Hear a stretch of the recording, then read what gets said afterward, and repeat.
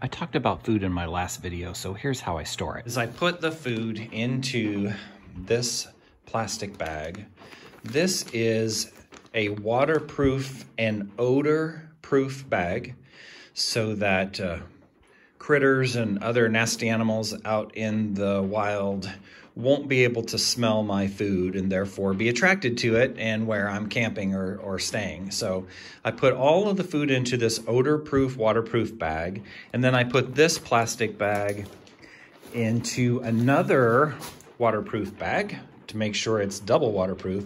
But this is a bag that I can actually hang from a tree to discourage animals from getting my food at night. And then I also don't have to sleep with food in my tent, which might attract animals. So I can hang this from a tree and prevent curious animals from getting my food or from chewing a hole in my tent or worse. So I use those bags to carry my food. So while I have a little bit of time, I thought I might talk about a couple of other things that have proved really helpful on my hike so far, and I'm glad that I have with me. And the first one I'll talk about is this. This is a Garmin InReach Explorer, and this has a satellite capability. So I'm not tied to a cellular network. I don't have to look or have cell phone signal if I need or want to communicate with Lauren or with anybody else who is communicating with me. I can use this to communicate. I should be able to use this no matter where I'm at in the world, with the possible exception that, you know, overhanging trees, things that block this device's view of the sky can sometimes impact abilities. So I'd have to maybe be in a clear or open area.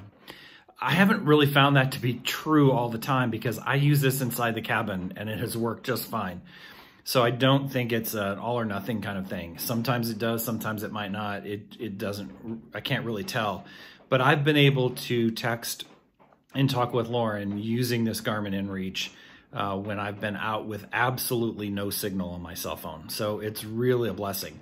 But the other nice thing is I can Bluetooth this with my cell phone and utilize all of the functions of this Garmin InReach by using my phone, which is really nice. You can type a message on this Garmin, but you have to do it old school by clicking to the letter and clicking on it, and then clicking over to the next letter and clicking on it. You remember those old cell phones, right? So that's how you would do it using this, but since it's Bluetooth to my phone, I can just use my regular texting capability and text using my phone through this. You get it, I know. So anyway, this is a really cool thing. The other thing that it does, interestingly enough, is that I can set this to provide a ping every 30 minutes. And if I provided you with a link, you could access what's called a map share site. And by using a password provided when the link is sent, you can actually get in and look at a map of the Pacific Crest Trail, and you can see where I'm at on that map of the trail. And it pings every 30 minutes. And I can set it to ping every minute or every 10 minutes or every 30 minutes. Right now I have it set to every 30 minutes. So every 30 minutes, my new location will show up on this map. So Lauren, who's sitting at home and is worried about me, obviously, she can get on her computer, dial it up, do the password, and she can see exactly where I'm at on the map. I think that is a really cool feature, and I know that I have several family members that are following along to see how much distance I make in a day, or how far I hiked in the last half hour, and if I didn't hike very far, they wonder, what's going on with Scott? But I can also turn it off. So if I'm done for the night, I just turn it off so there's no tracking.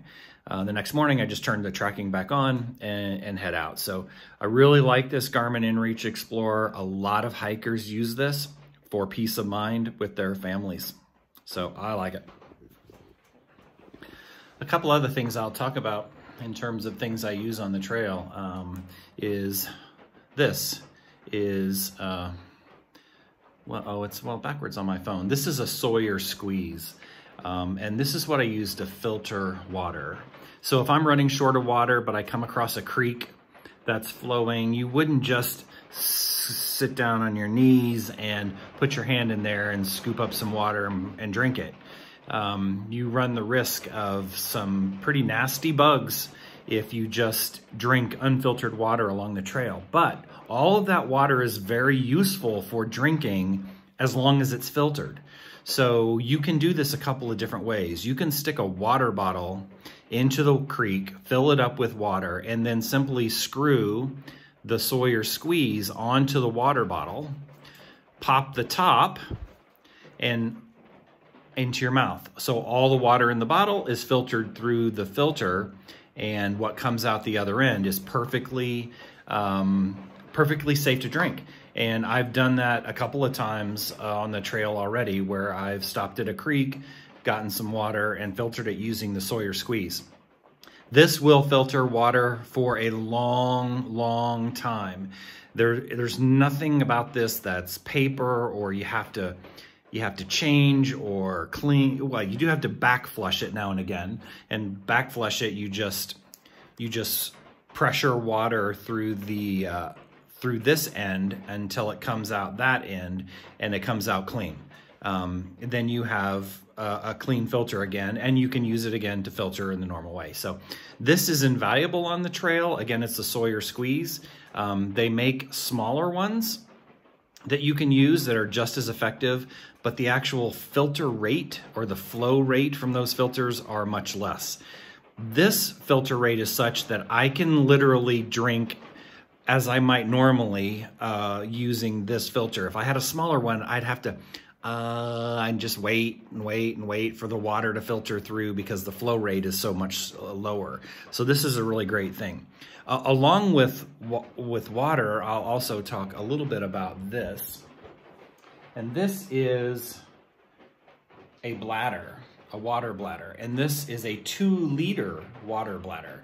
And the nice thing about this is I can open the top, which is a wide open mouth to the bladder, and I can set this in a creek and scoop a bunch of water all at once. I can get 2 liters really very quickly in this. Then I close the big mouth end by folding it over and then using this slide closure so that it's watertight. And then on the other end, I can screw the Sawyer water filter that I just described. Screw it onto here, and then I can drink straight from the filter if I wanted to, or more likely, I will put water from the bladder into a water bottle that I'm carrying. So the water bottles have clean water in them all the time. So this is just a way to carry 2 extra liters of dirty, unfiltered water. And that's all I use this for, is dirty, unfiltered water. So that's the hydration piece. I know that I was certainly aware of the coronavirus before I left for San Diego to start my PCT 2020 hike. I certainly suspect that most of the people I met on the trail were also aware of the virus and its impact, not just on their hike, but on their families and loved ones left behind. It was a frequent topic of discussion, mostly in smaller groups or in passing with someone on the trail. I didn't meet anyone who was unconcerned. And I think that there could be a perception by folks looking in from the outside that the hikers on the Pacific Crest Trail were being selfish if they were continuing to hike when they understood what the gravity of the situation was. Again, not just for those people at home, but for also the people that they would meet on the trail and the people that were always working in support of hikers in the small trail towns along the trail.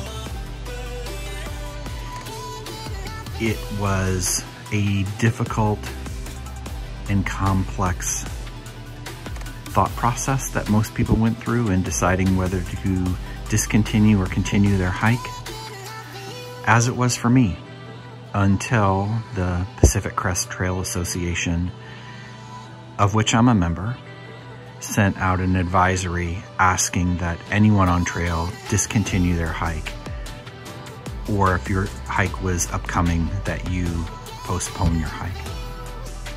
After that, it was an easy decision for me to make,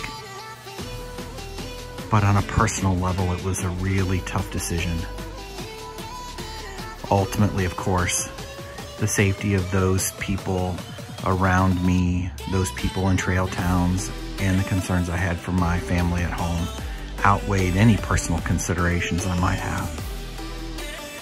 The video you're about to see is how some of us on the trail dealt with the social distancing that we'd become familiar with. What you're about to see wasn't practiced or rehearsed. It happened organically. And it was so interesting to me that our group got together in this fashion. So take a look. Oh, your hair looks great. That's pretty great.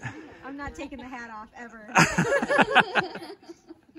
So this is our group that's holed up at, where are we at? You know. Lake Moreno. That's. I'm trying to pretend like I don't know. And as you can see, we're keeping a really cool 6 feet of separation. Responsible. Yeah.